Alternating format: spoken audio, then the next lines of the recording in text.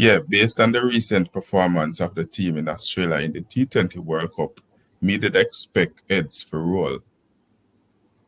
Yeah, the coach alone can't take the blame for this. The entire structure needs a revamping, big time. Welcome, Sports Nation, to Sports DTM, the sports channel where we call sports down the middle. You can expect the latest in sports news, views, and reviews from our resident analysts. No sports topic is too controversial, and no team or player is above criticism. So just smash that subscribe button and ring that notification bell to make sure you don't miss out on our balanced offering of riveting sports content. And don't forget to like, share, and leave a comment below. Welcome to Sports DTM. Greetings, Sports DTM fans, and welcome to another episode of Sports Down the Middle, your channel of undiluted sports content. Raymond and I are here to talk about the recent news that the coach of the West Indies team has indicated that he will be leaving after the Test series in Australia, and we're wondering why so long. Anyway, after an embarrassing performance in the T20 World Cup, where the team failed to advance from the qualifying stage, and in fact, they finished at the bottom of the table in a table that included Ireland, Scotland, Zimbabwe, and the West Indies. And we expected that the West Indies would at least make it out of this group, Raymond. They didn't. An embarrassing performance, playing 3 matches, losing to Scotland badly, and Ireland even worse in a really important match. They won against Zimbabwe. The coach has indicated that, after this performance, it's best if me leave. I mean, what's your thoughts on that before I share what he had to say? Well, the thing is, Kurt, the coach had to had to step down. He did the best thing for West Indies cricket right now, which is just leave it alone. But the truth is, he alone can't take the blame for this dismal performance. I mean, a lot of persons not even point finger at selector, but even the selector, has a part to play in it. And the captain had a major role, and he should actually be another person to do the right thing and actually step down as captain. Given that Simmons has left, the next fallout should really be the captain stepping down. I suspect that the cricket board will be doing some post-mortem of the performance in Australia. But just to share with you before we get into that, what the coach had to say in his statement. He said, from a personal perspective, this is not a knee-jerk reaction, but a move I have been considering for some time now, and and is the time to make public that I will step down as the West Indies head coach at the end of the Test series against Australia. So he has given them notice that, hey, I'm leaving after Australia. Yeah, Kurt. Some might ask that, some might say that actually that should have happened a long time. Waiting until Australia pretty much, is this delaying it inevitable. Let's step from now on so we can actually have a rebuilding process and see who should take it over and have a new look for the matchup against Australia coming up. So to me, waiting for Australia game to step down, just sorry, leave He already. said, Sorry. just walk away from now. Yeah, Um, I mean, yeah, you thought about it. You have announced. Probably wish you would act sooner. he continued on to say, it is earlier than hoped for, but I will now focus my energies in Australia on the continuing to build on the excellent progress that the test team has made. Of course, we will also carry out the necessary review into the World Cup campaign.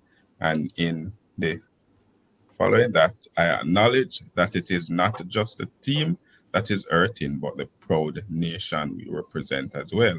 It's disappointing and heart wrenching, but we just didn't turn up.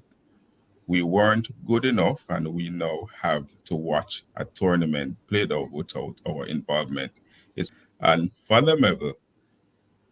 And for that, I deeply apologize to our fans and followers. Phil Simmons apologizing for their poor performance in Australia. But Raymond, where did it went wrong really for you? Because you're saying that they were disappointed. They never show up. The batters were horrible. And were there any shining lights? Kurt, no, not really. It went wrong from, we bought a lot of batters with us, some, openers in a sense, and we figured that this would actually help us. To be honest, it went wrong from the Hetmyer debacle. Just before the tournament started, and you have that scenario, we figured that, one of the shining lights supposedly would be one of the persons who would go enter into the World Cup, and he wasn't there. I mean, there are many sides to the story, and the absence of him, proved that he was sure to miss. Also, you would look at the level of how the captain, pushed the team and motivated the team as each match went on. Losing that first match to Scotland, and you figure that the response in Zimbabwe was fair. However, it wasn't that kind of response that we were expecting. We were expecting more than that, and we just at that point figured that West Indies would struggle if they even make it out this round into the Super 12. It would be really, really tricky for them. And of course, they didn't see their way out, and they crashed out prematurely. So to me, I leave blame, squarely coach, selectors, captain, West Indies cricket board on a whole. This should never have happened. And we saw spots of it, the early part of the season leading up to this, and now it, culminated into this kind of result. I too agree with you that the blame is not just at the coach's feet. And you start with the selectors. When you select a 15-man squad for the T20 World Cup and you have players like Carrier in it who've never played T20 cricket for the West Indies. And I'm not saying that a player who never played for the West Indies can make their debut. But when you've not represented your franchise cricket, you've played 4 T20 matches over your entire career, and you started at under 19 and you're now 30. That's 11 years without, and you only play 4 T20 matches. It begs the question what the selectors are looking for in a player to represent the West Indies. There are 130 something players across the CPL. You never make it out in the top 130, but yet you make the 15. But I can't understand that. And then on top of that, you have Evan Lewis, who's been performing extremely poorly over the last year or so in T20, not in the team. You have Sheldon Cottrell, who was out injured, played a couple matches in the CPL, never bowled well, but he was in the team. Yeah, Johnson Charles also, he did well in the CPL, but you're bringing him in as an opener. Never did well in Australia. You have Andre Russell, who the fans have been asking for, can't make the team without any rationale. You have Sunil Narayan, who's been out in the cold for some time now, can't make the team. You have Hetmyer, who been in and around the team in the last series. Whatever happened for personal reasons, he missed his flight and you just kick him out. And you bring in a replacement. That replacement played every match, and players who were originally in the 15-man squad never get a look in. And then you mentioned the captain. I mean, the captain was extremely missing, whether with the bat on the field and or in making decisions that will help the team win. I mean, we never see the influence of the captain at all in whether field placement, bowling selection. It was just a terrible tour.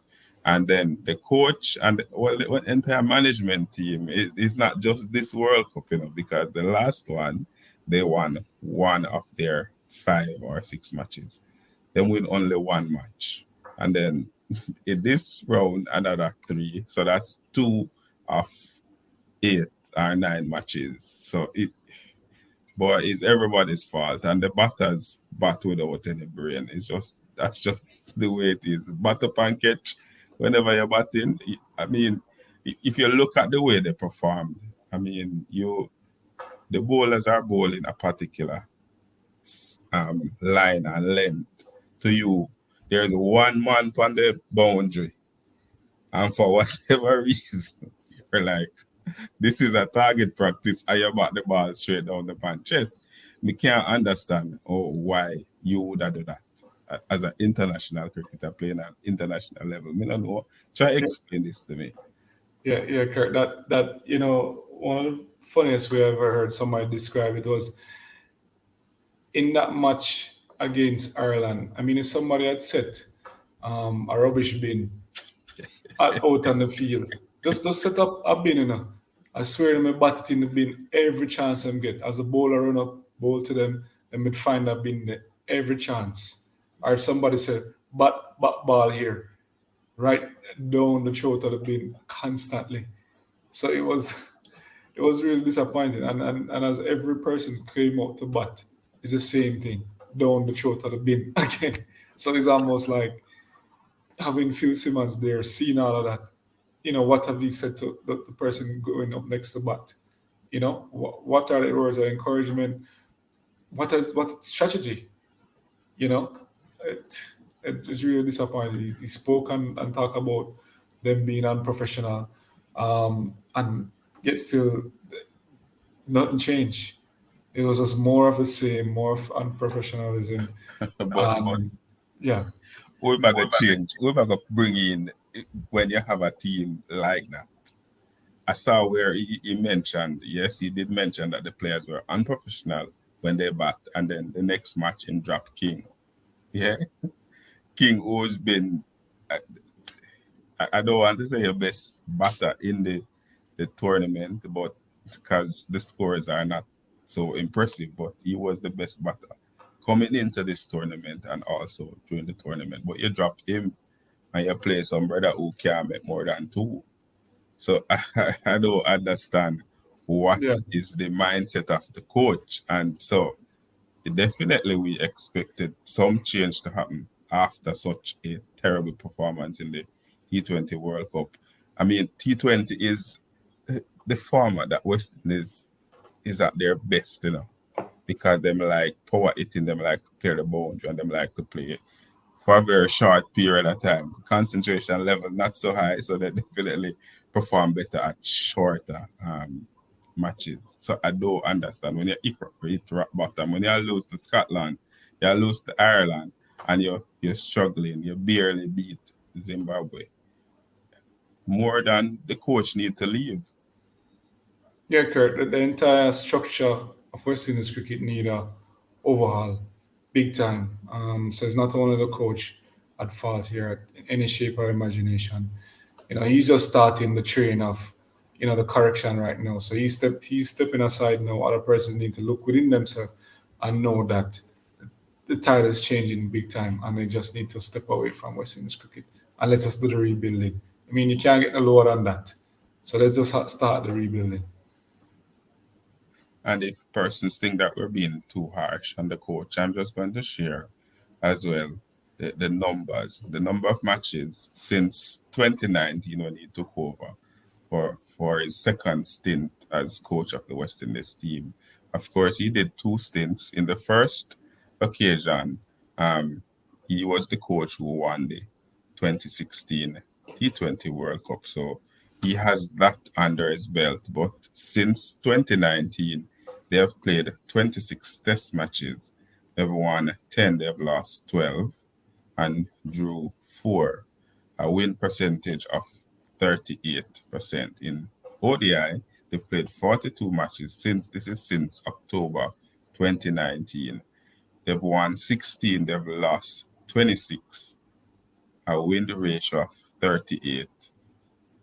And in T20 matches, they've played 69 matches, they've won 22, they've lost 41, and there are 6 matches without a result a win ratio of 32%. And looking at these numbers, Raymond, and thinking that T20 cricket is where West Indies is excelling. They've been star players all over the world in T20 cricket. And to see the win ratio on the Phil Simmons since 2019 at 32%, you would want to hope that the numbers would have been different, but this is it. So clearly, the writing has been on the wall for some time now that something has to give. Yeah, yes, correct. Clearly something not to give. This win percentage of 32% is very, very unfortunate.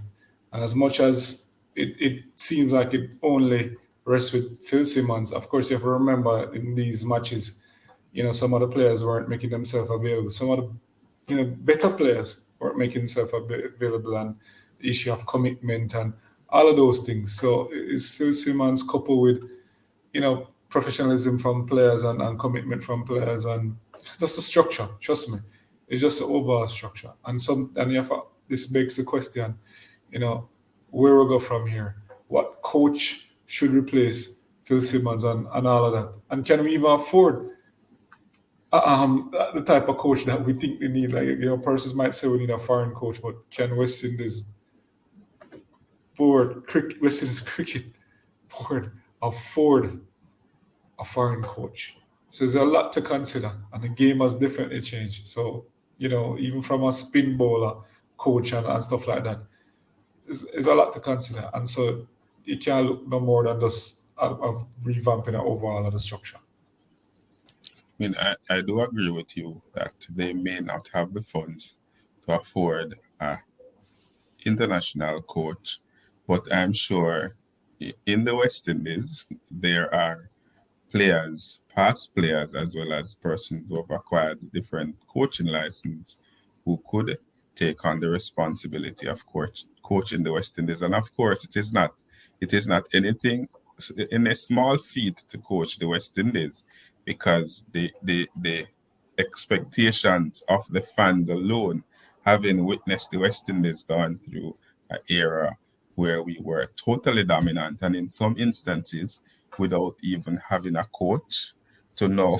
we see us hitting rock bottom, and we thought we hit rock bottom many years ago, but to see a new low, it definitely indicates that we need to try something new and a different. International coach, local coach. I mean, but we need a coach that can inspire the players, both current, because most of them are talents, right, with lots of potential, but we're not seeing that transition into world beaters or consistency. So we need somebody who can inspire that. We need somebody who can lead the team without any bias. And if you talk about cricket in some sectors, they will tell you that there are too many Trinidadians on the team, right? And no other, no, the coach come from Trinidad, the captain come from Trinidad, and that has been a consistent stats from Pollard from 2019, from even before that, is the influence of the Trinidadian on the team is not helping the West Indies cricket at all. So maybe we need to not have a Trinidadian as the coach. I was going to say Brian Lara, because he was appointed recently as the coach of the Sunrisers in the IPL. So maybe But he but could but, be but if an you ask me, option. Kurt, you have a couple persons you can consider. You have Ambrose. Ambrose could be a bowling coach too. You have Shanda Paul. You have a lot of persons who past players who can actually contribute to the team. And as you mentioned, Brian Lara, some of those persons can contribute positively to the team.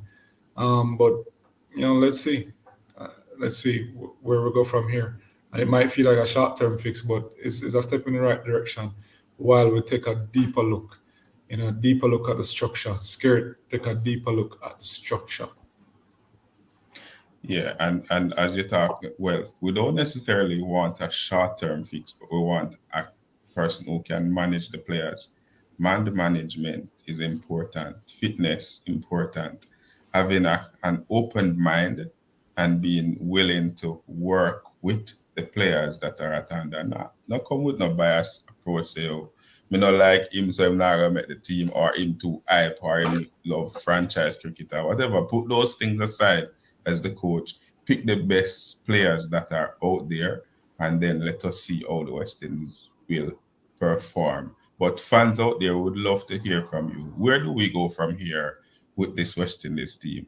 Who do you think should take over as the coach of this West Indies team? We would love to hear from you. Right now, the pool is extremely wide, and as it gets narrower, we will definitely have the discussions about the options that are out there. But also, do you think we should wait until after the Australia series, or we should just kick him out from now?